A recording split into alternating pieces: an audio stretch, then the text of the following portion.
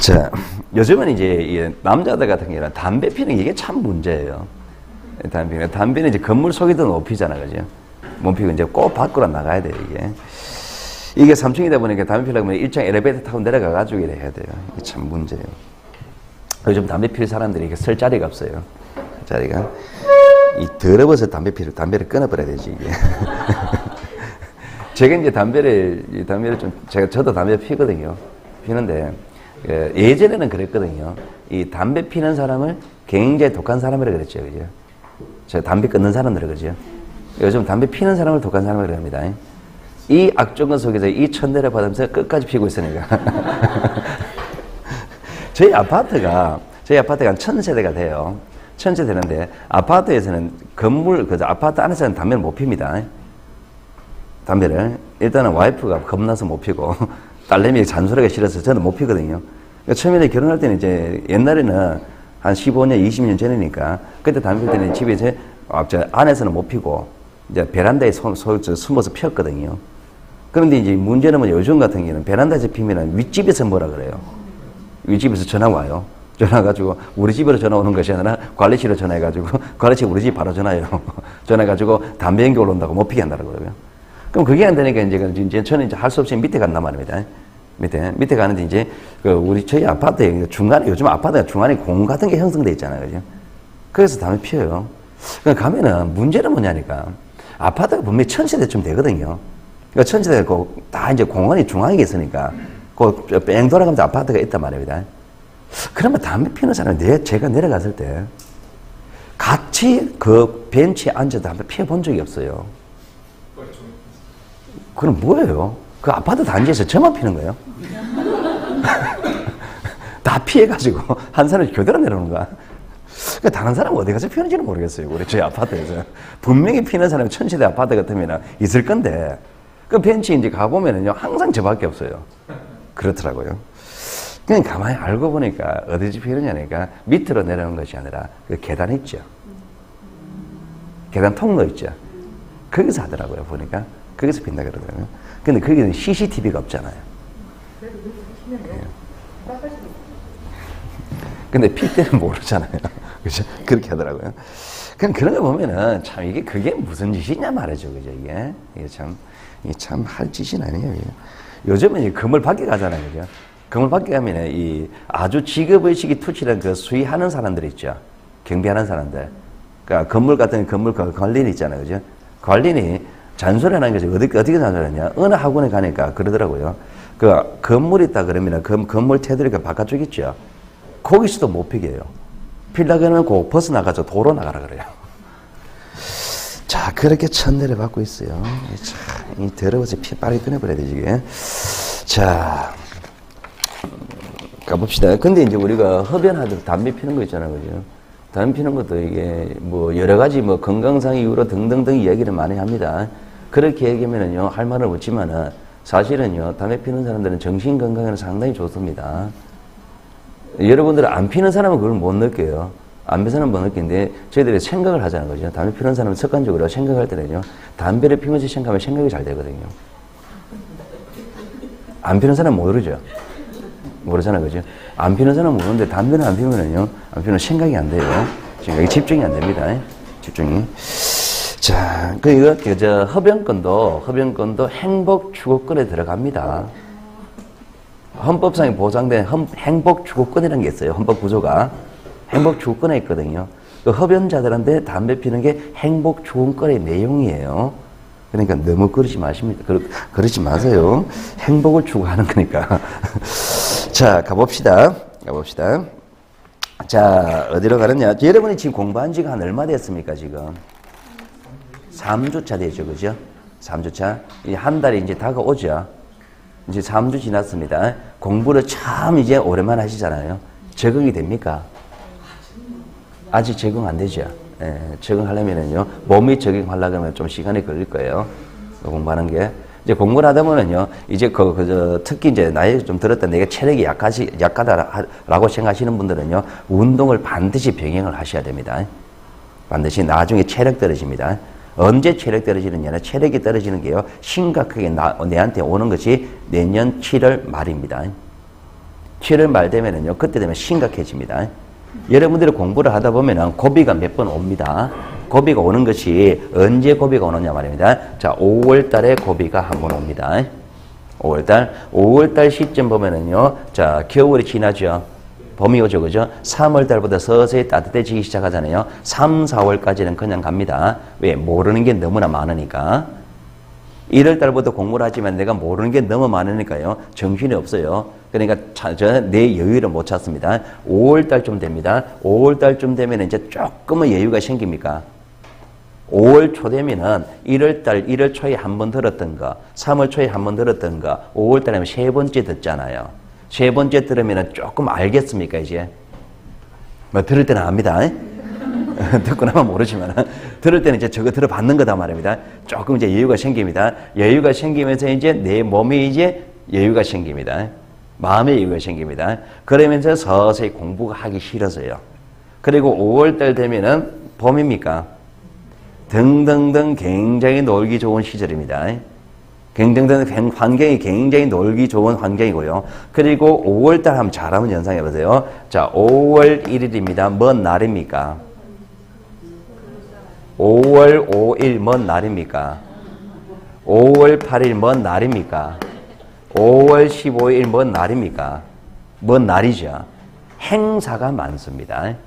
행사가 많다 보니까 어쩔 수 없이 전체적인 분위기가 붕 뜹니다. 그리고 행사가 많다 보니까 내가 공부하는 게 단절이 됩니다. 그러면서 5월 초에서 내 마음도 서서히 느슨해지죠. 분위기도 그렇죠. 내가 빠질 수 없는 날들이 있잖아요. 공부도 영속성이 연결 안 되죠. 그런 문제가 생기다 보니까 5월 말 됩니다. 5월 말 되면 무슨 생각이 드느냐? 이랬다가 원래 1차, 2차 다 떨어지겠네. 이런 위기감이 듭니다. 위기감이 들면서 이제 뭔 생각하느냐니까 이랬다나 다 떨어지면 체면이 말이 아니죠. 그러니까 1차라도 건져야 되겠습니까? 1차를 건져야 되겠죠. 1차 건져야 됩니다. 그러니까 이제 머릿속에 뭐가 되느냐? 올해는 1차고 내년에 2차 할까라는 생각을 잘 합니다. 생각을 하면서 그러면 이제 내가 이제 어떻게 결정하려냐 내가 생각하면서 그런 결정을 합니다. 속으로는 올 5월 말 되면 모의고사 치거든요.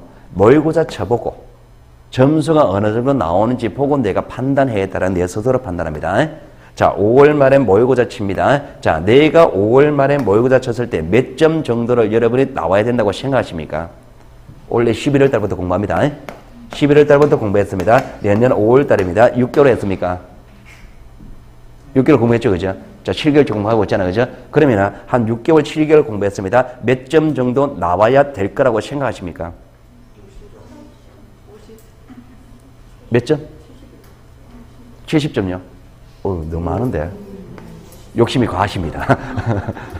60점 맞으면 되는데 뭘 하고 이만큼 맞으려고. 그럼 몇 점 정도 나오면 되겠습니까? 만족하시겠습니까? 50점. 그죠? 50점. 아주 소박하게 생겼을 거야, 아마. 아주 보수적으로 생겨서 50점이라고 얘기했을 겁니다.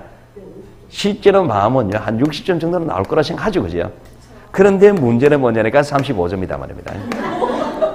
현실은 이렇단 말입니다. 여러분이 지금 듣는 거 있죠? 들어서 하는 거하고 실제 시험 치면서 문제에서 보는 거는요. 문제를 딱 접하면요. 이거 배운 적이 있는가? 이런 생각이 듭니다. 그러더래요. 그럼 35점입니다. 그러면 이제 내 마음을 스스로 마음을 굳히죠.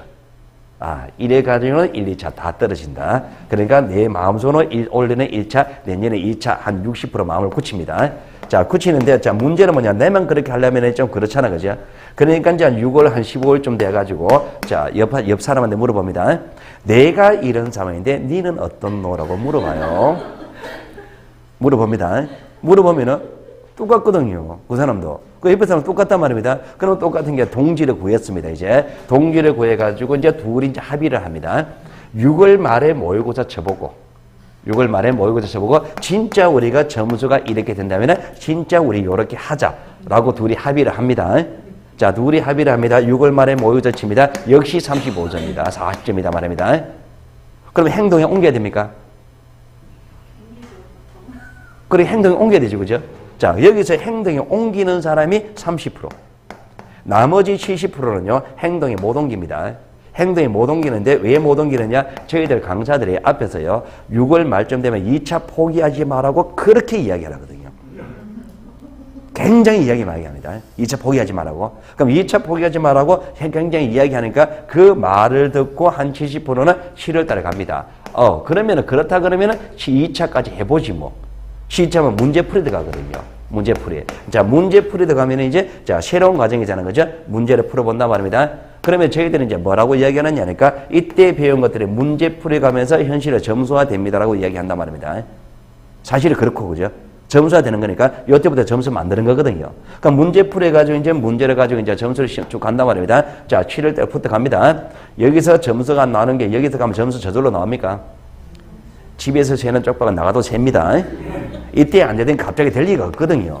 그럼 7월 초부터 이제 문제 풀어내는데 엄청 힘들단 말입니다. 7월 중순까지 버팁니다. 버티는데 이제 7월 중순, 7월 말로 갑니다. 자, 7월 20일쯤 됩니다. 20일쯤 되면 이제 뭐가 생기느냐니까 자, 첫 번째 체력이 엄청 떨어져 있습니다.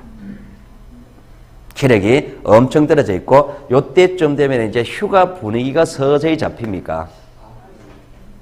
그렇잖아요. 휴가철, 휴가 분위기가 서서히 잡히죠. 휴가 분위기가 서서히 잡히면서 7월 말부터 이제 본격적으로 휴가철이 시작하잖아요. 그럼 이때 이제 무슨 고민이 드느냐니까 하기 싫죠. 체력 떨어지니까. 하기 싫죠. 휴가 잡혔죠. 가고 싶죠. 그럼 그때 가가지고 행동에 옮기는 거예요. 이제 나머지 이 사람들이 이때 가가지고 이제 휴가를 간다 말입니다. 갔다 오면은 내년에 2차다 말입니다. 그래야 되는 겁니다. 고비가 요때 한번 오고 요때 한번 고비가 오는 거예요. 그 요고비를 넘겨야 됩니다. 요고비를 넘기면 언제 또 한 번 고비가 오느냐 말입니다. 9월 달에 한 번 더 고비 옵니다. 9월 달 한 번 고비, 이때는 힘이 들어서 옮겨옵니다. 고비 옵니다. 힘이 들어서. 그때, 이때 오는 고비는 고비가 아니에요, 이거는. 어쨌든 내일 모레 시험입니까? 10월 달. 내일 모레 시험이죠. 근데 이때 고비는 그냥 밀려갑니다. 포기도 못하고 그냥 밀려갑니다. 그러니까 문제는 뭐냐니까 요때부터 서서히 온단 말입니다. 서서히 오는데요. 체력 떨어지면 고비 옵니다. 여러분이 이렇게 생각하시면 됩니다. 이때 돼가지고는요, 진짜 비참한 결과가 나옵니다. 7월 중순입니다. 7월 중순. 7월 중순에는요, 책 앉아가지고 도산에 공부를 한단 말입니다. 공부를 하는데요, 진도가 안 나가요. 분명히 앉아가지고 공부를 하는데 진도가 안 납니다. 진도는 안 나고 시간은 지나가지고 마음은 바쁘죠. 7월달 되면 여러분은요, 학원 분위기가 어떻게 돌아가느냐, 꼭 내일 시험 칠 것처럼 급박하게 돌아갑니다. 굉장히 급박하게 돌아가거든요. 그러면은 시험이 다가왔다는 게 급박한 불안감 들죠, 그죠? 공부는 안 되죠. 체력이 안 되죠. 공부는 안 되고 체력 안 되고 진도는 안 나가죠, 그죠? 그럼 책상에 앉아 있습니다. 나도 모르게 눈물이 뚝뚝 떨어집니다. 그래 됩니다. 그래 되니까 그런 과정에 가는 겁니다. 그렇게 그래 가는 거니까 너무 급준 겁니까?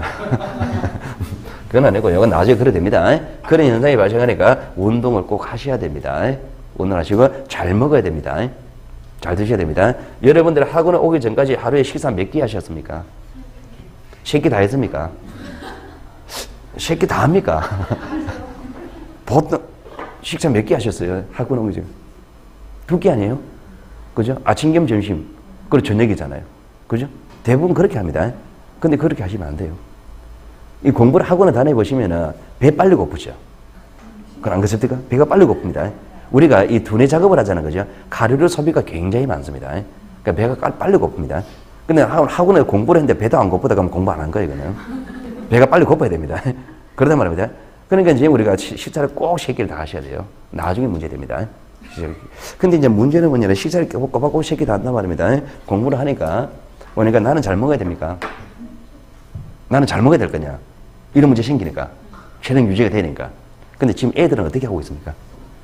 집에 애들은. 나는 새끼 잘 먹고 있죠. 다 하잖아. 그죠? 나중에 5월달 되면 집에 애들은 어떻게 하느냐 말합니다. 매일 짜장면 시켜 먹고 있습니다.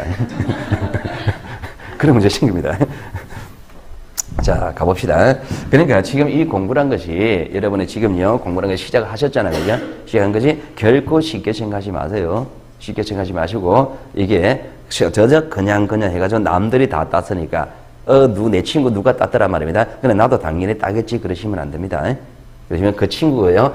땄다면 그 친구는 딱 죽기 직전만큼 공부를 했는 겁니다. 어느 만큼 공부를 해야 되는지 저번에 한번 그런 얘기 했습니까?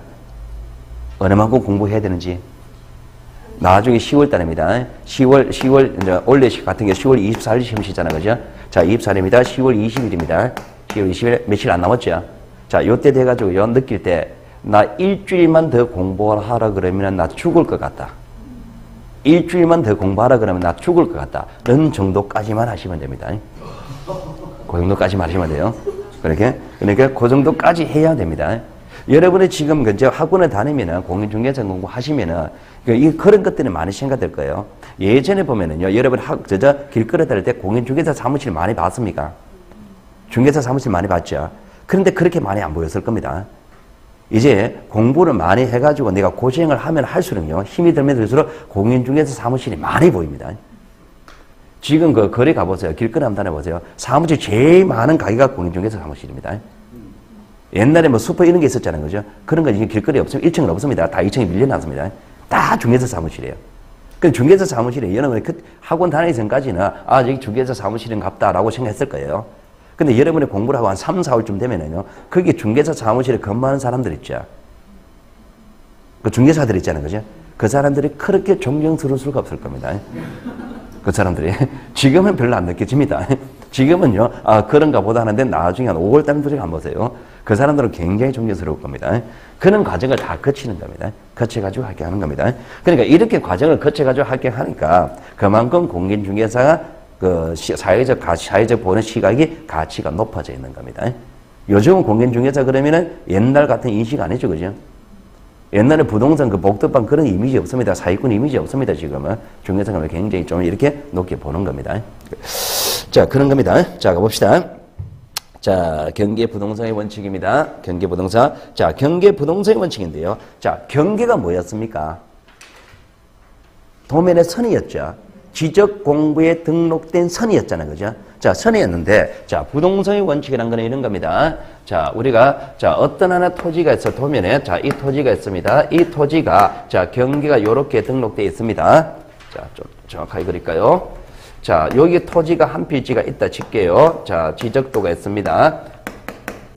지적도, 자, 요렇게 경계가 등록되어 있단 말입니다. 요 경계는 한번 정하면 움직이지 않는다, 부동산.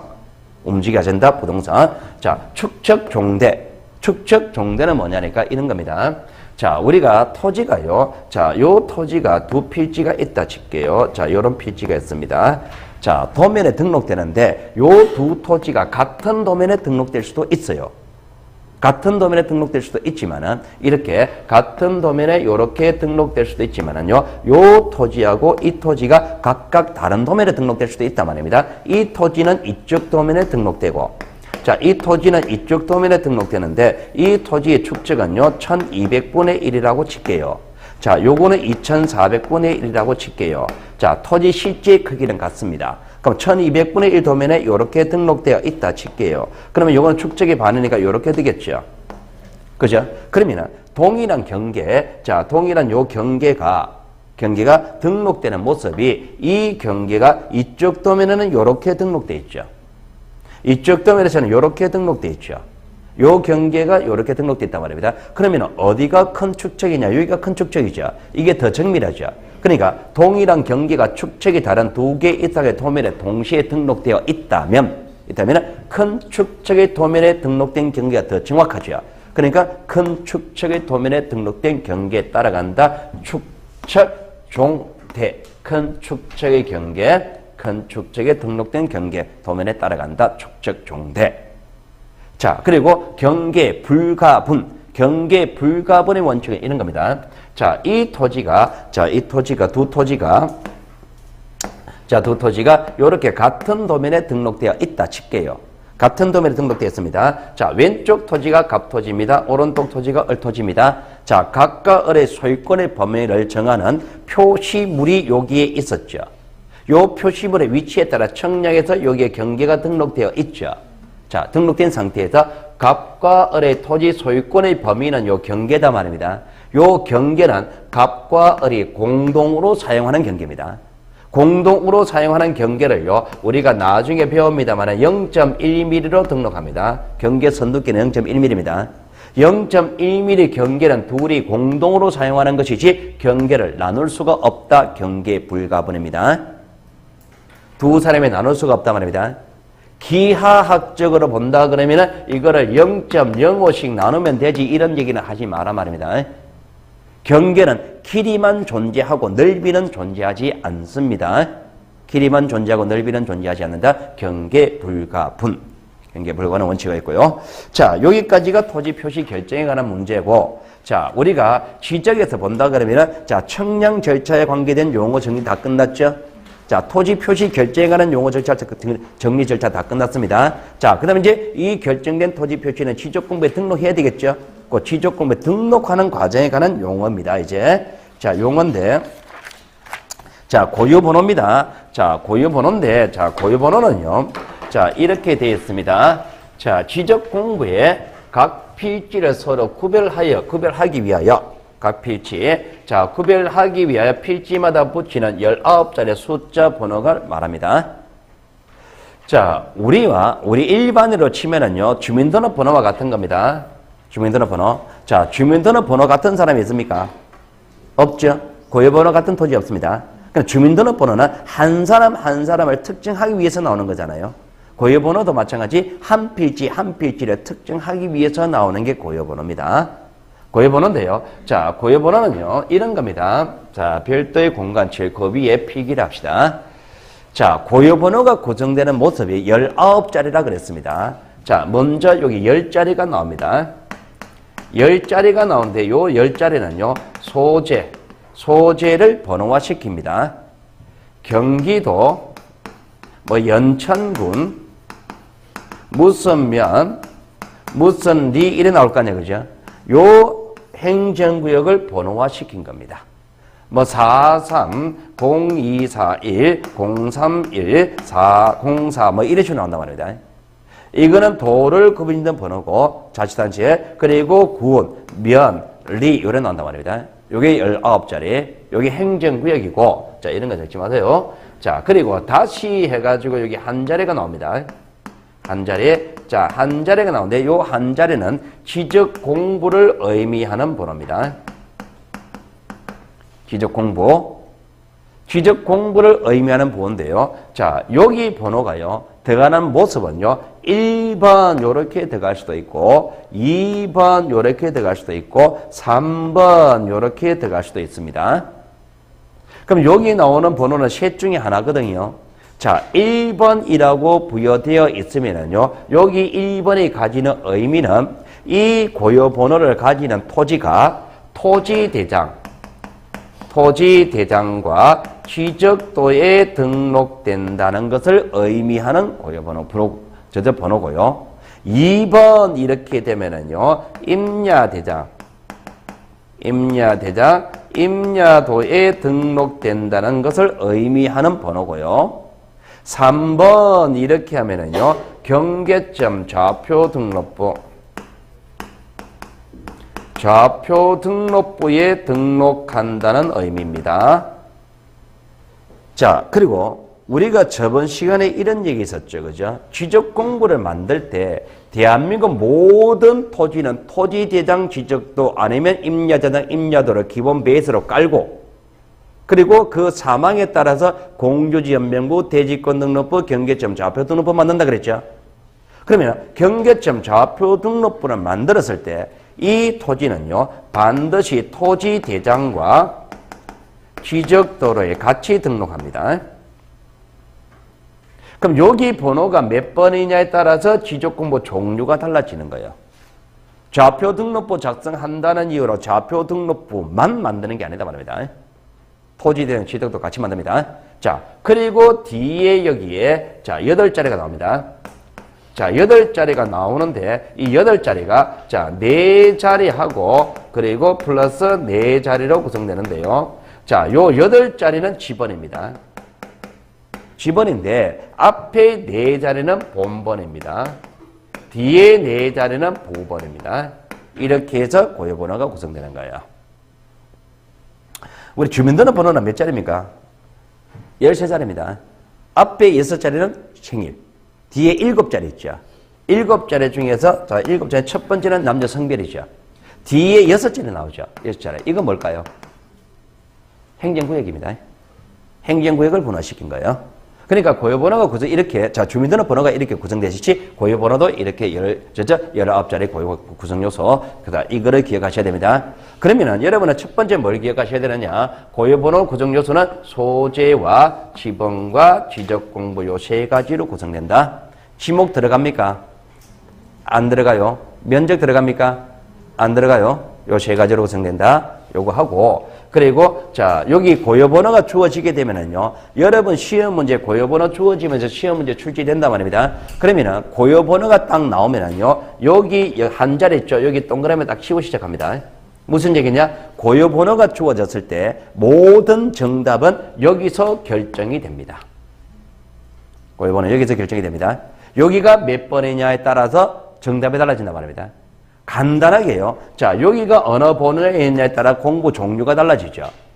그리고 이렇게 볼게요. 자, 예를 들면은, 자, 41, 021, 043, 21, 다시 2, 0003, 다시 0001 되겠습니다. 지번은 몇 번입니까? 지번은 몇 번이에요? 여기 8자리가 집어 들어갔죠. 3의 1번 맞습니까? 3의 1번, 이름에 실수하는 겁니다. 2번은 뭐예요? 여기잖아요. 여기니까 3의 1번이라 그래야지. 여기 등록할 때는 산자가 붙는다 그랬잖아요. 3의 1번이라 그랬지, 그죠? 그럼 이렇게 달라진단 말입니다. 그러니까 우리가 아직까지 많이 듣는데 적게 배웠는데 내용을 다 배우지 않아가지고 많이 못 만듭니다만 여기 번호에 따라서 면적 결제하는 방법도 달라집니다. 이거 고유번호 부여되는 장소가 달라집니다. 여기 몇 번이냐에 따라서 고유번호 부여하는 장소가 달라져요. 3번입니다. 3번에다 그러면 좌표 등록부 등록한 토지다. 좌표 등록부를 작성하는 지역이 따로 있거든요. 도시개발 사업을 실시한 지역, 직강을 높은 대도시 지역 따로 있단 말입니다. 그런 지역이 달라집니다.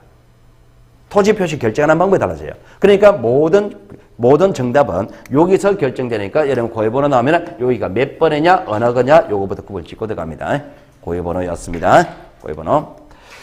자, 그 다음에, 자, 65번이, 자, 지적공부 복구라고 되어 있습니다. 지적공부 복구. 이게 밑에 나오는 거, 이런 것들은요, 그냥 참고로 하세요. 이 고유번호가 있으면은요, 어떤 역할을 하느냐니까, 일단은 이거 전산 입력하려고 하거든요. 그럼 여기가 몇 번이냐, 이것만 보면은요, 이 우리나라 대한민국 모든 토지가 등록된 장소, 지적권 종류가 다 구별되겠죠. 1번만 적힌 거 전산 입력돼 1번만 적힌 거 다 뽑으면 되잖아요. 2번만 적힌 거 다 뽑으면 되잖아요. 좌표 등록부 적힌 거 다 뽑아내면 되잖아요. 그 현재 우리나라 좌표 등록부 작성된 토지 몇 필지냐 그거 판단하기 쉬운 거예요. 임야지에 등록된 토지가 몇 필지냐 그거 판단하기 쉬운 겁니다. 그걸 할 목적으로 구매하는 게 고유번호입니다. 자, 그 다음에 자, 지적금은 복구라고 나오는데요. 자, 복구에 관한 얘기를 제가 조금 개념을 용어를 좀 상세히 표현합니다. 상세히 분석합니다. 자, 왜 그러냐니까 복구란 것은 현재 지적금부가 없는 상태에서 다시 만들어내는 게 복구입니다. 복구란 말은요, 우리가 이런 말 설치 일상생활에서 자, 컴퓨터에 자료가 날아가 버렸습니다. 자료를 복구한다 그러죠. 자, 시골에 또랑이 있습니다. 여름에 장마철에 홍수가 나가 또랑이에 뚝이 없어져 버렸습니다. 뚝을 복구한다 그러죠. 그 복구란 말은요, 현재 복구하고자 하는 대상이 없는 상태에서 다시 만들어내는 게 복구입니다. 그러면은 지적공부 복구한다 그래 볼게요. 지적공부 복구한다라고 하게 되면은 자, 현재 지적공부에 있는 상태, 없는 상태. 없는 상태죠. 없는 상태에서 다시 만들어내는 거잖아요. 그럼 지적공부가 없다에서 만들어내고 없다 말입니다. 없다라고 하게 되면 어떤 의미가 되어버리느냐. 지적공부 여기서 토지표시 결정되어 있죠.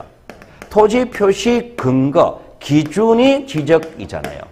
그 토지표시 기준이 없어져 버렸단 말입니다. 막말로 해서 내 토지 면적이 얼마인지가 지금 사라져 버린 거예요. 심각합니까? 심각하죠. 내 토지 면적이 얼마인지 이게 사라져 버렸으니까 그럼 나중에 이제 그 소유자들은 다툼이 문제 생길 거 아니에요. 그죠? 그런 문제가 생기는 과정이기 때문에 이 복구하는 절차는 굉장히 엄격해야 됩니다. 그럼 이 복구 절차가 굉장히 복잡합니다. 사실은 굉장히 복잡한데요. 제가 시험 문제 주로 잘 안 다루는 이유가 복구란 것은 현재 지적금부가 없어진 상태로 전제를 하죠. 자, 없어집니다. 그럼 지적금부가 어떻게 하면 없어질까요? 상황은 불났다. 불났다, 그죠? 또는 썩어 문드러졌다. 뭐 이런 거잖아요. 그런 상황이 일어나겠습니까? 9층에 불 나겠습니까? 혹시 여러분 9시 뉴스에 어느 9층에 불 나가지고 대장 다 탔다 이런 뉴스 봤습니까? 9층에 불 안 납니다. 요즘 세컴이 잘 돼 있으니까 불 안 나요. 그러니까 이런 현상이 잘 발생 안 하거든요. 빈번하게 발생하지 않으니까 제가 심각하게 다루지는 않습니다만 내용으로는 상당히 복잡합니다. 그래서 그 복잡한 내용 들어가는 용어를요. 65, 66, 67번 있죠. 요 세 가지 용어를 제가 설명하려고 그런 겁니다. 자, 요런 용어 나왔을 때 좀 갈등이 생긴단 말입니다. 자, 복구의 개념은 나왔습니다. 자, 복구란 것은요. 자, 취득공부 자체가 천재 지분이 기타보다는 멸실된 경우에 공부를 다시 복원하는 과정을 말한다. 취득공부 복구할 때는 소관청이 해야 한다라 됐잖아요. 그죠? 자, 여기서 의미가 소관청이 할 때 상급기관 승인 받을까 말까 이런 게 문제가 되는 겁니다. 자, 일단은 개념 자체는 이렇게 되고요. 자, 사망은 어떤 거냐 말입니다. 자, 이 사망을요. 자, 우리가 알고 있는 이론적으로 사망을 전개하면 이런 겁니다. 자, 어떤 하나 토지가 있습니다. 요 토지 같으면 대장 만들어 놨겠습니까? 토지 대장 만들어 놨겠죠. 자, 대장에는요. 자, 소재가 나옵니다. A도. 지번이 나옵니다. 5번지. 지목이 나옵니다. 되고요. 자, 면적이 나옵니다. 자, 면적이 100제곱미터고 소유자는 갑이다. 자, 대장을 우리가 나중에 배웁니다만 대장을 만드는 본질적인 목적은 지목과 면적과 소유권 공시하는 게 본질입니다. 이게 핵심이에요. 자, 그리고 지적도가 만들어져 있겠죠. 그죠? 자, 지적도가 만들어져 있습니다. 지적도. 자, 지적도의 경계가 이렇게 등록되어 있을 거 아니에요. 경계가. 자, 이렇게 경계 등록된 상태입니다. 자, 그러면 이렇게 대장과 도면 가지고 이 토지를 공시하고 있는 거예요. 자, 그런데 문제는 9층에 불났다, 타버렸다 말입니다. 멸실됐다 말입니다. 자, 멸실됐습니다. 그러면 이거를 다시 만들어내야 되죠. 만들어냅니다. 다시 만들 때, 자, 이거를 다시 만들기 위해서요. 자, 소관청에서 조사를 합니다.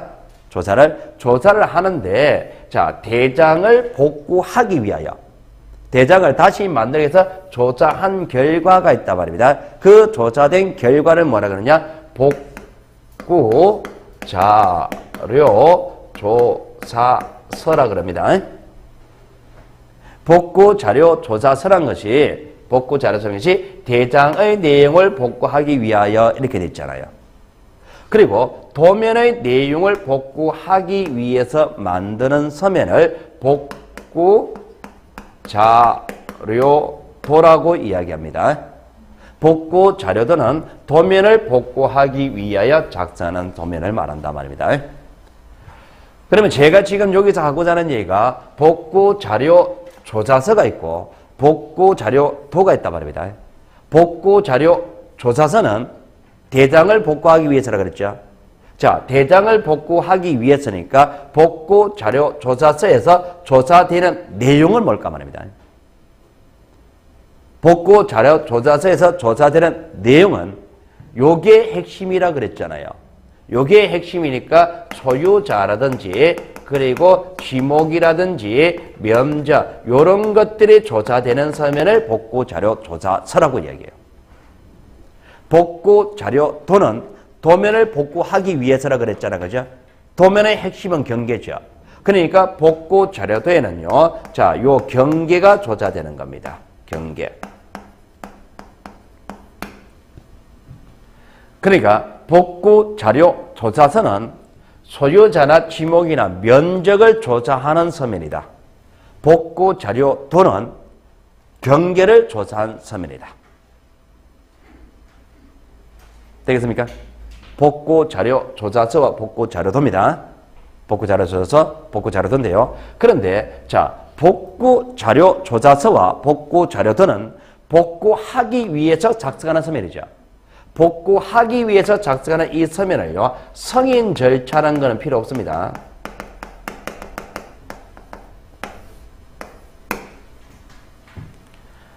복구란 것은 현재 지적 공부가 없어진 상태를 전제로 합니까? 없어진 상태를 전제로 하죠. 없어진 상태를 전제로 하면서 지적 공부를 다시 만드는 거잖아요. 그죠? 승인 받아 오세요라고 해버리면은 승인 해주면 복구하고 승인 안 해주면 복구하지 말까요? 이 복구란 것은 승인 여부에 따라 복구 여부가 달라질 성질이 아니잖아요. 그죠? 승인 여부에 따라 복구 여부가 달라질 성질이 아니고 당연히 복구가 되어야 하는 거잖아요. 당연히 복구가 되어야 하는 것이기 때문에 복구할 때는요, 승인 절차가 필요 없습니다. 자, 요게 하나고. 자, 두 번째.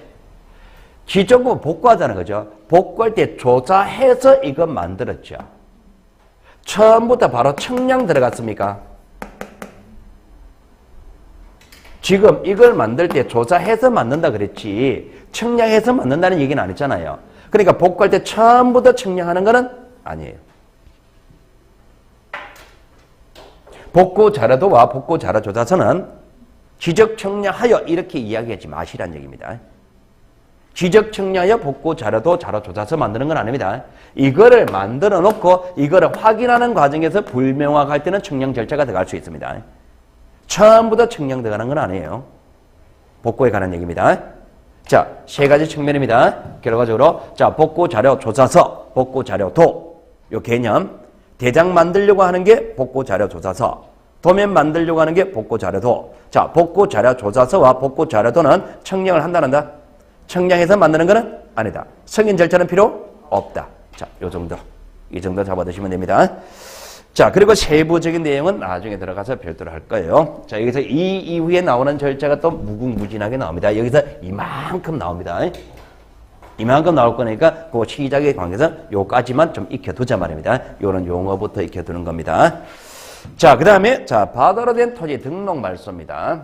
자, 우리가 여러분이 나중에 이제 기본서 본 책을 받아보면은 우리가 토지 이동 사유라는 게 있어요. 토지에서 신규 등록, 등록 전환, 분할 등등등 많습니다. 많은데 다른 것보다도 바다로 된 토지 등록 말소 요거를 제가 키워드를 잡은 이유가 여기서는 조금 조심하셔야 됩니다. 자, 조심하셔야 되는 것이 자, 여러분은 공부를 많이 안 하면 안 헷갈립니다. 공부를 하면 할수록 헷갈립니다.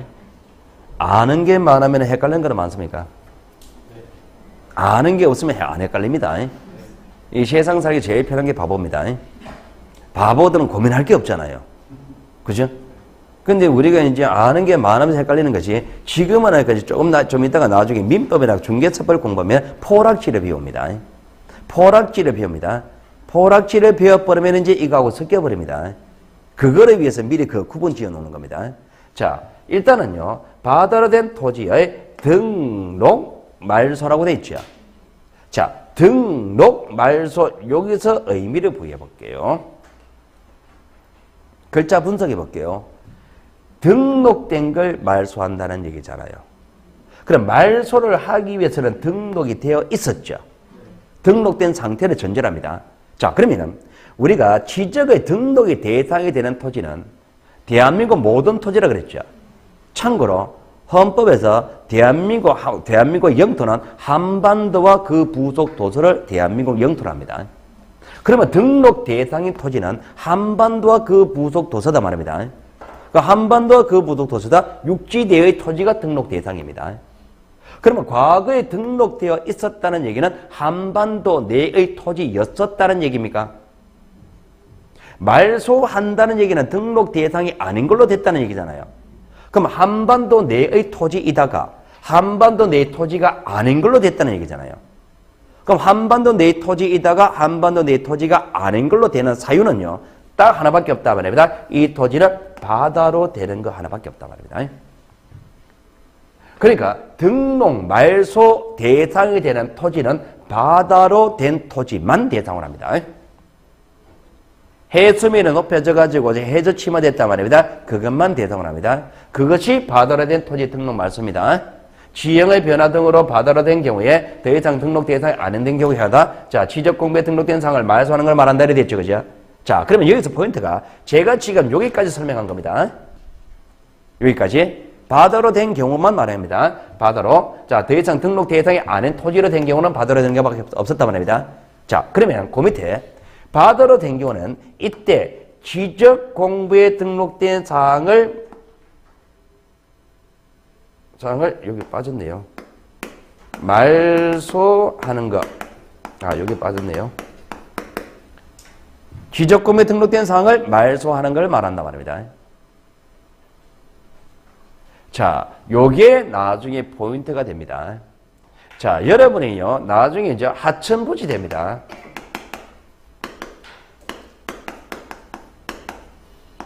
하천부지가 됩니다. 하천부지화 되는 토지를요, 이거를 포락지라 그럽니다. 하천은 물줄기가 바뀔 수 있죠. 물줄기가 바뀔 때 하천부지가 되는 걸 포락지라 그럽니다. 포락지가 되는 거하고요, 바다로 되는 거는 차원이 다릅니다. 우리가 조금 전에 지적공부에 등록이 대상이 되는 토지는 바다로 되는, 대한민국 한반도 내 모든 토지라 그랬죠. 하천도 한반도 내의 토지입니까? 하천도 한반도 내의 토지니까 하천도 지적의 대상이 됩니다. 그럼 지적공부에 지적에 등록이 된단 말입니다. 그럼 지적공부에 등록되어 있는 상태고요. 지적공부 자체가 없어지는 겁니다. 그러면 하천부지가 되게 되면은 어떤 현상이 발생하느냐? 하천부지로 됐을 때 뭔가 없어진다 그럽니다. 바다로 된 토지 등록 말소 이것도 없어지는 거죠. 하천부지로 됐을 때 뭔가 없어진다 그럽니다. 뭐가 없어지느냐? 이때는 소유권이 없어집니다. 가른 이런 얘기입니다. 자, 우리가 하천이 이렇게 생겼다 칩시다. 물줄이 이렇게 흘러갑니다. 자, 우리가 70년대 중반에 제방 사업을 많이 하잖아, 그죠? 제방을 샀습니다. 제방을 어떻게 사올까요? 하천이 이렇게 생겼습니다. 제방은 이렇게 제방 사올까요? 아니에요. 이렇게 사요. 이렇게 샀습니다. 제방을 이렇게 사버리면, 자, 여기 있던 토지를 예를 들어 볼게요. 여기 있던 토지는 옛날에 하천부지였습니까? 옛날에 하천부지 아니었죠. 하천부지가 아니니까 개인 갑이라는 사람이 소유권을 행사하고 있었을 거 아니에요. 그죠? 그런데 하천으로 편입됐죠. 하천을 편입돼 버리니까 하천은요, 기본적으로 소유권이 국유입니다. 하천이. 그러면 이 갑에게 결정된 소유권 이것이 국가로 귀속될 거 아니에요. 국유로 되겠죠. 국유로 돼버리면요, 자, 갑이 소유하고 있던 이 소유권을 개인이 소유하고 있는 토지다. 자, 사권이라 그럽니다. 개인의 권리라고 해요. 사권. 그러면 개인의 소유권이 없어져 버렸죠. 그럼 하천부지로 되게 되면 개인의 소유권이 없어지는 겁니다. 그런데 바다로 되게 되면 지적공부 자체가 없어지는 거예요. 없어지는 거는 없어지는 건데 바다로 되게 되면 지적공부 토지 자체가 없어진 거예요. 하천부지로 되게 되면 토지는 남아있고 거기에 소유권이 없어진 겁니다. 차이가 나죠? 나중에 여러분들이 이거 분명히 5월달 되면 저한테 묻습니다, 이거. 포락지 배우고 나면, 포락지도 없어진다는데요. 이렇게 한단 말입니다. 그러면은, 이거는 토지 자체가 없어졌고, 이거는 소유권이 없어졌죠. 토지는 존재하죠. 그 토지 자체가 없어지니까 지적 자체가 필요 없잖아요. 지적을 없애는 거고. 자, 소유권이 없어졌습니다. 소유권이 없어지게 되면 거래 대상인 권리가 없어졌죠. 권리관계 공시하는 주된 내용이 등기잖아요. 그러니까 하천부지로 되게 되면은 등기부 폐시합니다. 폐시합니다. 그럼 하천부지로 되게 되면은 나타나는 효과가 등기부 폐시합니다. 등기부가 없어지는 거예요. 등기부가 없어진다는 얘기지 대장 자체는 존재합니까? 대장은 있는 거예요. 지적은 존재하는 겁니다. 지적은 살아있고 등기부는 없어지는 겁니다. 반면에 바다로 되게 되면 지적이 없어져 버렸죠. 토지 자체가 없어져 버렸잖아요. 그럼 대장 없애죠. 등기부는 어떻게 될까요?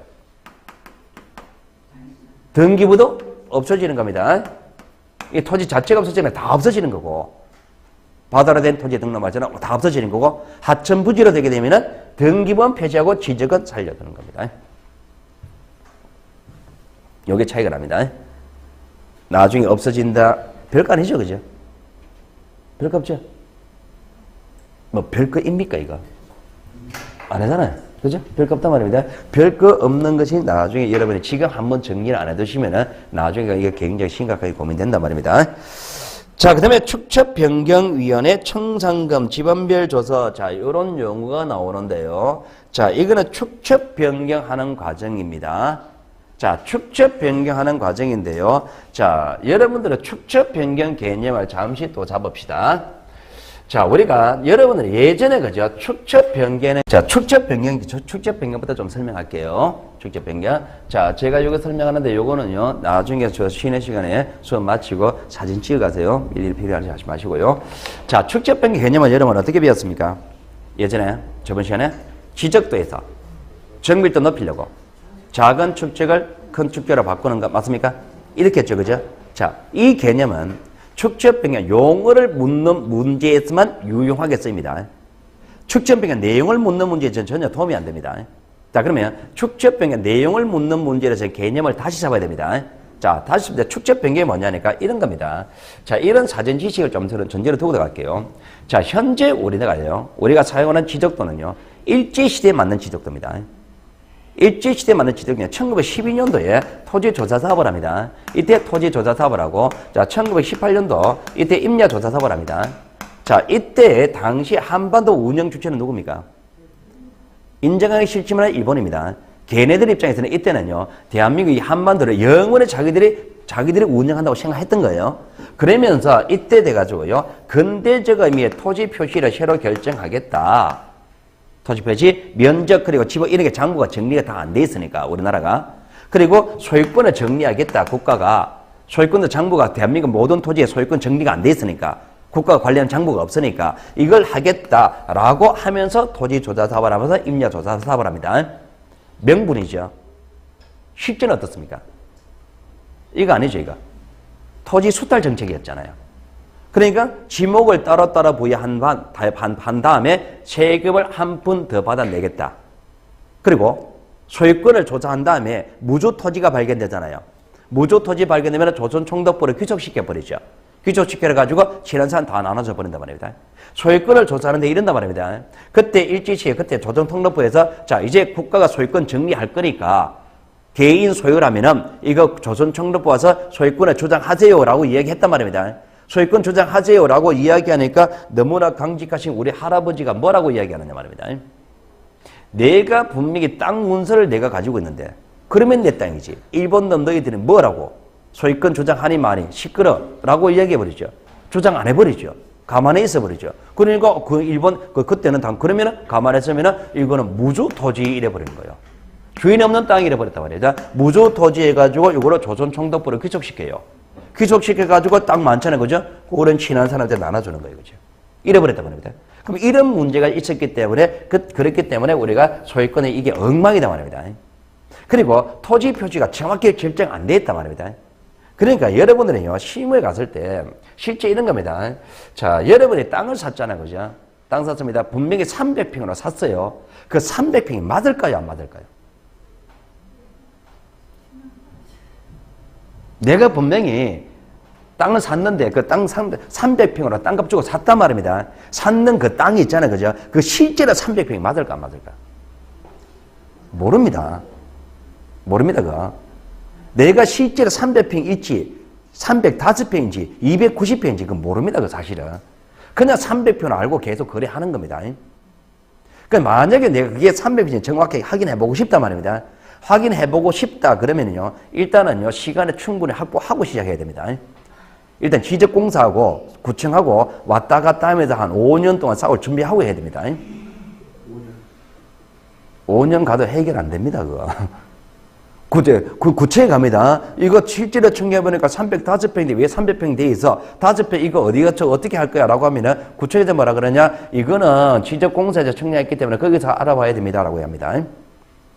지적공사 청약했잖아요. 그죠? 갑니다. 그거 청약해가지고, 자, 그럼 네가 청약 잘못했잖아. 라고 이야기하면 지적공사는 뭐라 그러냐 말입니다. 물론 네가 청약했다. 청약 결과로 구청에 주고 구청에서 결정한다는 건 나는 모르겠다. 그럽니다. 또 구청에 옵니다. 왔다 갔다 핑퐁입니다. 그런단 말입니다. 그리고, 주거지역입니다. 단독주택입니다. 단독주택입니다. 자, 집을 새로 지어요. 집을 새로 지으면요, 청약해보거든요. 청량해봅니다. 청량해가지고 뒷집의 담장에 내 토지 물고 들어와 있단 말입니다. 그거 바로 잡아야 되죠. 그걸 바로 잡고자 뒷집하고 싸웁니다. 싸우면 동네 사람 다 싸웁니다. 뒷집의 담장이 내한테 물고 들어왔잖아요. 그 물고 들어간 뒤로 물러나야 되죠. 그러면 그 사람은 그 뒷집은. 그렇게 됐단 말입니다. 그러니까 이게 안 맞는 거예요, 지금. 그런 이런 문제가 생기니까 이게 영월에 가서는 안 될 거 아니에요, 그죠? 이게 영월에 가서는 안 되니까 1975년부터 이제 우리나라 자체의 청량을 해가지고 그걸 조금씩 바로 잡아가고 있습니다. 그런 과정 중에 나오는 게 축적 변경입니다, 이게. 그게. 자, 그러면은요, 제가 실제 사례를 한번 만들어 볼게요. 자, 1912년도에 자, 1912년도에 일제시대입니다. 그때 당시에 자, 대한민국 어느 땅이 있었습니다. 서울의 어느 땅이 있었어요. 자, 서울의 어느 땅이 이렇게 생긴 토지가 있었다 칠게요. 자, 이렇게 생긴 땅이 있었습니다. 자, 이 땅이 갑땅이고 이게 을거, 이게 병거, 이게 정땅입니다. 자, 이렇게 이제 칠게요.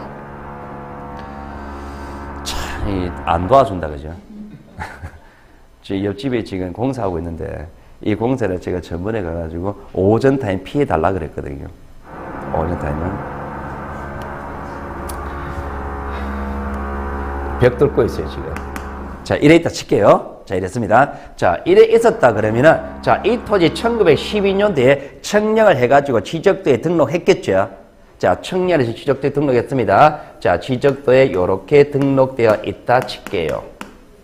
지적도. 자, 이때 사용하는 축척이 극단적으로 3000분의 1이다 라고 칠게요. 자, 3000분의 1 도면에 이렇게 등록되어 있습니다. 경계가.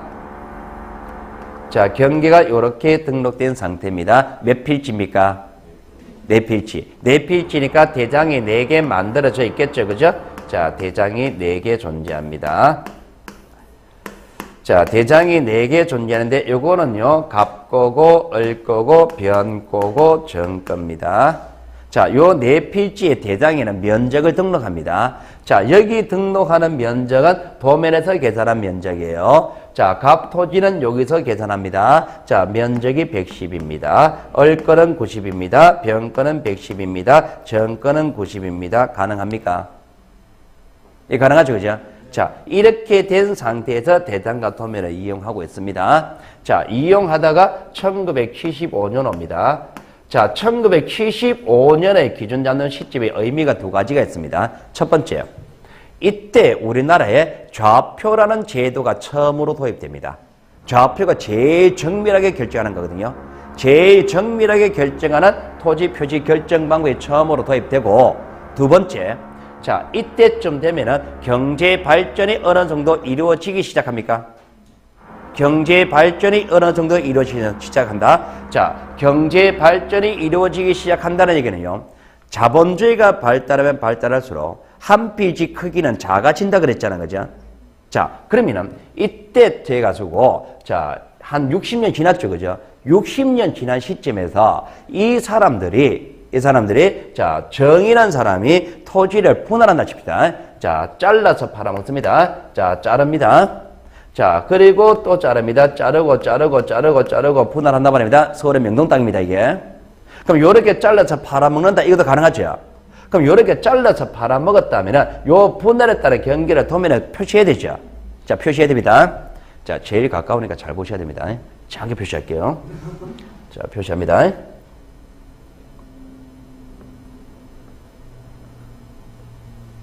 보입니까? 보입니까? 자, 이런 문제 생길 수가 있잖아요. 그러니까 무슨 얘기냐? 토지를 분할할 때 경계 설정 곤란하죠. 설정 경계 설정했다 하더라도 면적 측정이 불가능하단 말입니다. 그러니까 이런 문제 생긴단 말입니다. 이렇게 해가지고는 안 되겠고, 이래 가지고는 잘 안 되겠으니까, 잘 못하겠으니까, 이게 너무 축적이 작으니까 좀 크게 확대해놓고 보자, 이렇게 할 거 아니에요, 그죠? 자, 크게 확대해놓고 보자. 500분의 1로 확대한단 말입니다. 500분의 1 도면으로 확대하는 거예요. 그러면 여기 있는 내용을 500분의 1로 바꾸겠다는 얘기잖아요, 그죠? 자, 500분의 1로 바꿉니다. 어떻게 하면 되겠습니까? 500배 6배죠, 그죠? 500분이니까 6배. 그럼 6배 확대 복사하면 됩니까? 확대 복사해서 도면 쉐로 만들까요? 뭐 그건 아니다, 그죠? 그러니까 이렇게 도면에 달라진다 그러면요, 반드시 청량을 쉐로합니다. 자, 쉐로 청량합니다. 자, 쉐로 청량하는데, 자, 청량할 때 당시를 상황 생각할게요.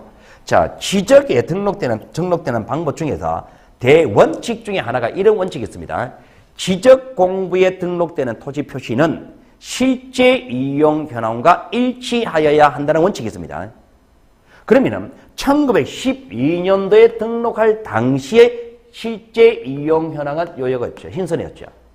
흰선의 실제 이용 현황이었으니까 요 흰선대로 청약서 등록한 거예요. 그럼 1975년도 새로 청약할 당시에 얘네들의 실제 이용 현황이 흰선대로 그대로 있다면 그대로 청약하면 돼요. 그 실제로 그러냐 말입니다.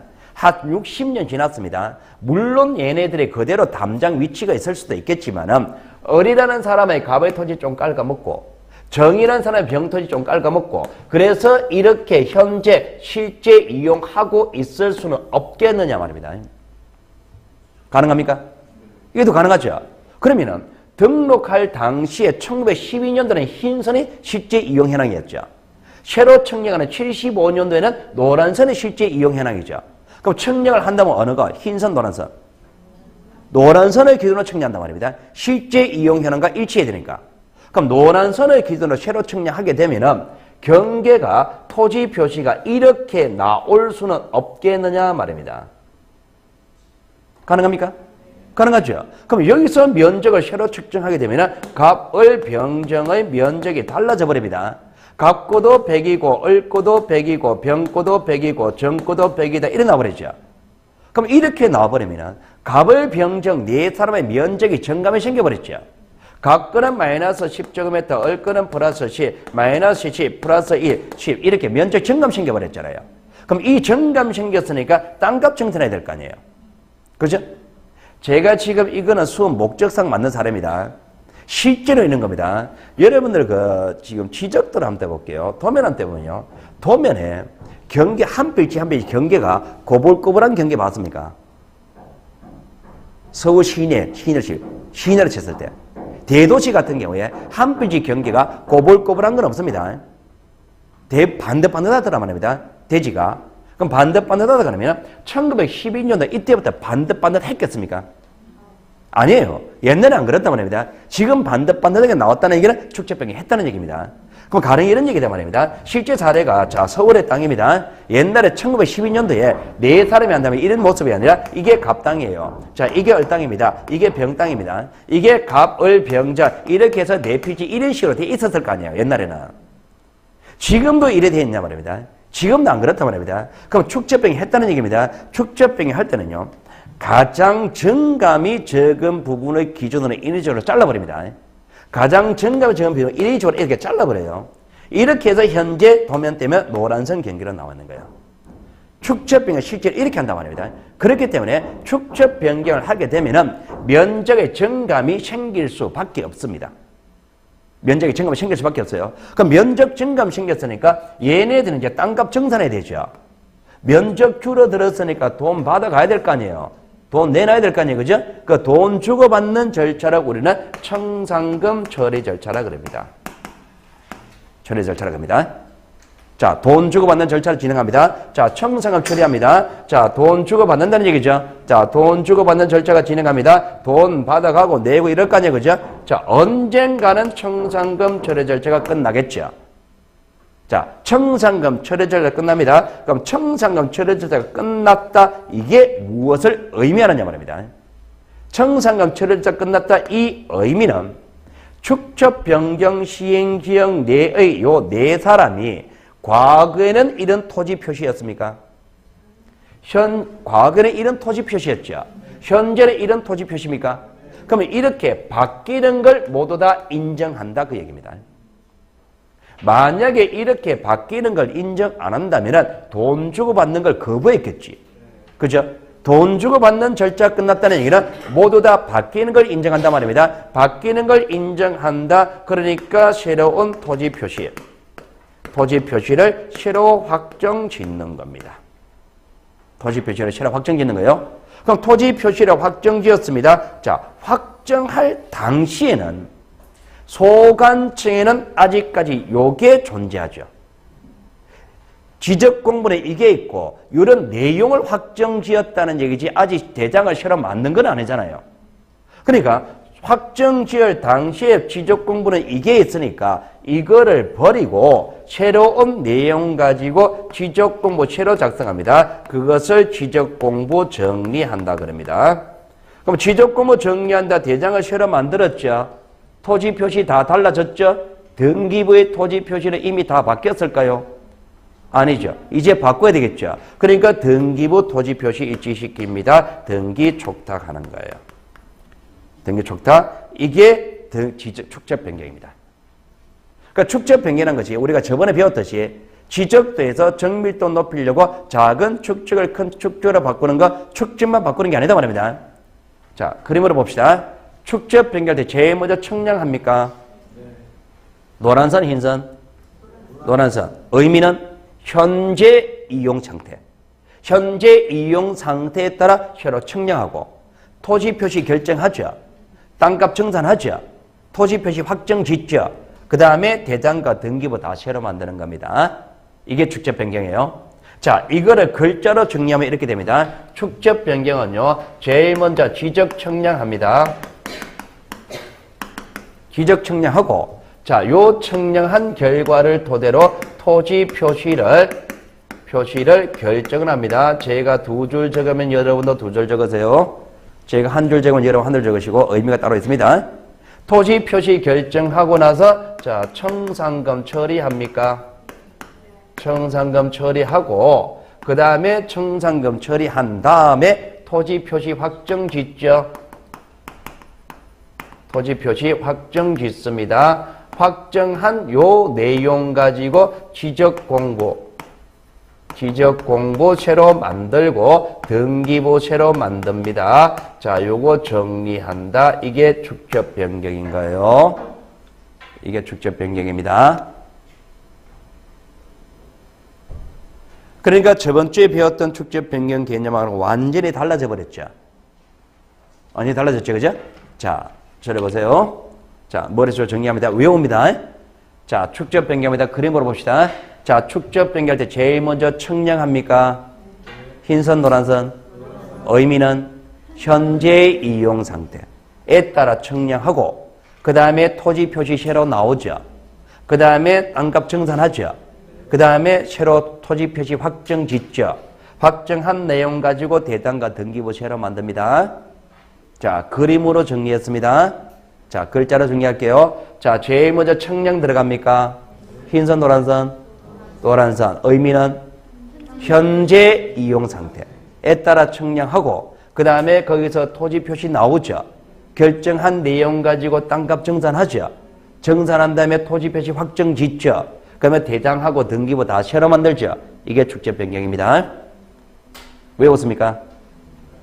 자, 눈 감으세요. 자, 눈 감으세요. 자, 연상하세요.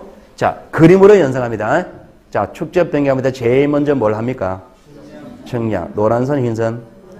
의미는 현재 이용 상태. 자, 청량합니다. 자, 청량하면 토지 표시 새로 나옵니까? 토지 표시 새로 나오죠. 그 내가 옛날하고 다르죠. 다르니까 땅값 정산해야 되죠.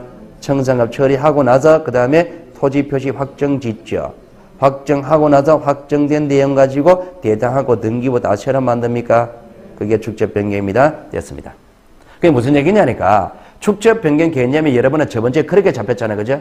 그게 아니라 축적 변경하면 이거를 떠올리라 말입니다. 이 그림에는 이 그림은요, 시험 출력할 때까지 앞으로 한 6, 7번 더 볼 겁니다. 축적 변경 나올 때마다 제가 이거 그림입니다. 무슨 얘기냐? 축적 변경하는 시험 문제 나오면 무조건 이 그림을 떠올려 놓고 시작하라 말입니다. 축적 변경의 요 얘기가요, 나중에 기본서 책이 나옵니다. 책이 나오면 축적 변경 요게 10페이지입니다. 요거 하나가 10페이지가 되는 거예요. 그러니까 내용이 엄청나게 많잖아요. 엄청나게 많을 거니까 일단 전체적인 그림을 연상해 두시란 말입니다. 시험 자주 나옵니다. 원래 문제 나왔습니다, 이거. 되죠, 그죠? 자, 축적 변경입니다. 그럼 이거를 여러분이 연상을 해두고 이거를 기억해 두라는 이유가 나중에 되면 이렇게 쓰입니다. 지금은 여러분들 그런 걸 뽑아내는 얘기는 아니지만 예를 들면 이런 겁니다. 자, 앞으로 보세요. 축적 변경하고 나서 취적금을 새로 정리합니까? 취적금을 정리합니다. 자, 뭘 보고 정리할까요? 토지 표시래. 여기 토지 표시 들어갈 거 아니에요. 토지 표시는 확정된 내용 가지고 정리합니다. 여기 토지 표시가 있죠. 여기 요거는 다른 거는 한 줄에 요 왜 둘 적어놨단 말입니다. 여기 토지 표시하고 여기 토지 표시가 다르단 말입니다. 결정된 토지 표시는요, 청산금 처리 절차 거치면서 달라질 수가 있어요.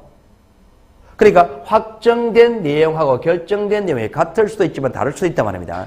그럼 지적금의 정리는 뭘 가져갑니까? 확정된 내용 가지고 정리하잖아요. 이거를 여러분한테 이렇게 거짓말해버리면 90% 속아버린단 말입니다. 축척 변경에 따른 지적금의 정리는 지적 청량에 의하여 결정된 토지 표시 내용 가지고 정리한다. 맞습니까? 틀렸죠. 축척 변경은 지적 청량으로 결정한 토지 표시 내용에 의한다. 그러면 이거 가지고 정리한다는 거잖아요. 안 하잖아요. 이거 가지고 정리하잖아요. 확정되는 내용과 결정되는 내용은 다르다 말입니다. 그럼 이런 것들이 나중에 이제 보기 문항화되는 거예요. 그런 것들을 뽑아내는 세부적인 문제는 그 다음 문제고, 일단 전체적인 개념은 외워두셔야 된단 말입니다. 되겠죠, 그죠? 자, 축적 변경이었습니다. 자, 그거와 관계되는 개념이, 자, 첫 번째가 축적 변경 위원회에 되어 있죠. 자, 축적 변경 위원회입니다. 자, 축적 변경 위원회는요, 축적 변경 시, 자, 토지 가격이라든지 청산가 등을 정하기 위해서 구성되는 위원회입니다. 자, 축적 변경합니다. 여기 땅값 청산한다 그랬습니까? 땅값 청산한다 그랬죠? 그러니까 얘는 한 푼이라도 더 받아가고 싶겠죠? 조금이라도 덜 주고 싶겠죠? 그런데 그 청산금은요, 가격에다가 면적을 곱하잖아요. 그 가격은 이 축적변경 가격을 높게 책정하고 싶은 사람이 있고 낮게 책정하고 싶은 사람이 있겠죠. 얘는 가격을 높게 책정하고 싶죠. 낮게 책정하고 싶죠. 합의를 해야 됩니까? 그런 거 조정하는 기관이 축적변경위원회입니다. 축적변경 절차에서 그런 이해관계를 조정하는 게 축적변경이에요. 축적변경위원회고, 자, 이 위원회는요, 5인에서 10인 이내로 구성됩니다. 참고로요, 나중에 우리가 수업 들어가면은 그런 거 나올 겁니다. 지적법에서는 위원회가 딱 두 개 있습니다. 축적변경위원회가 있고 지적위원회가 있습니다. 위원수는 항상 5인에서 10인입니다. 10인이고, 그리고 소유자가 반 이상 포함되어야 됩니다. 이게 축적변경위원회고, 자, 그 다음에 청산금입니다. 자, 청산금은요, 자, 여기 돈이 청산금이잖아, 그죠? 청산금은요, 자, 축적변경 증가하는 면적에다가 금전을 환산한 금액입니다. 금전. 지번별 조서에 나오는 증감 면적에 제곱미터당 가격을 곱합니다. 면적에다 가격 곱하는 게 청산금입니다. 청산금. 자, 그리고 지번별 조서란 거는요, 축적 변경 과정에서 지적 공무상 면적, 자, 요겁니다. 옛날 거 하고 축적 변경 후에 청량에서 결정된 면적 있죠. 요 결정된 면적, 자, 요거의 정감입니다. 자, 변동사항을 정리한 장부인데요. 요거 정리한 장부입니다. 몇 번지는 얼마 늘어납니다. 몇 번지는 얼마 줄어듭니다. 그 정감 현황을 기록한 장부가 지번별 조서라는 겁니다. 지번별 조서. 이 지번별 조서라는 것이 생소하다 말입니다. 나중에 이 지번별 조서를 다른 절차에서 막 갖다 붙입니다. 지번별 조서는 언제 나옵니까? 축적 변경할 때 나오는 서면입니다. 우리가 서면이 여러 개 있거든요. 지적법에서 서면이 여러 개 있습니다. 그 여러 개 서면 중에서 지번별 조서란 것은 축적 변경할 때 나오는 서면입니다. 지번별로 정감 면적 현황이 나오는 장부예요. 이게 지번별 조서입니다.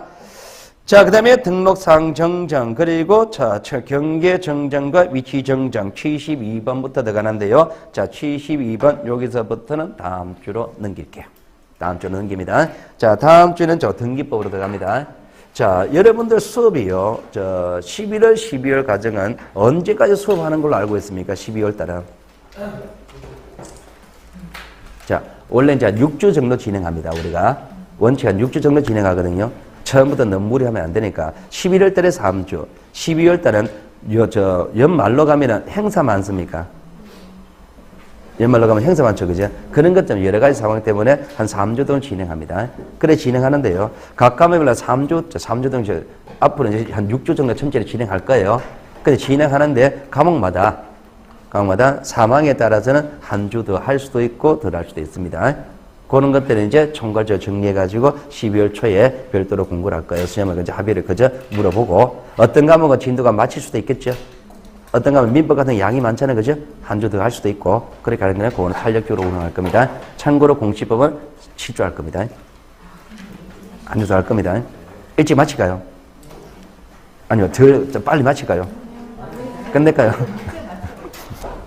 자, 그렇게 진행할 겁니다. 그거는 진행을 총괄적으로 정리해서 다시 공부를 할 거예요. 자, 공부를 하고요. 자, 오늘 수업은 전체적으로 다 마치도록 하겠습니다. 자, 수고했습니다.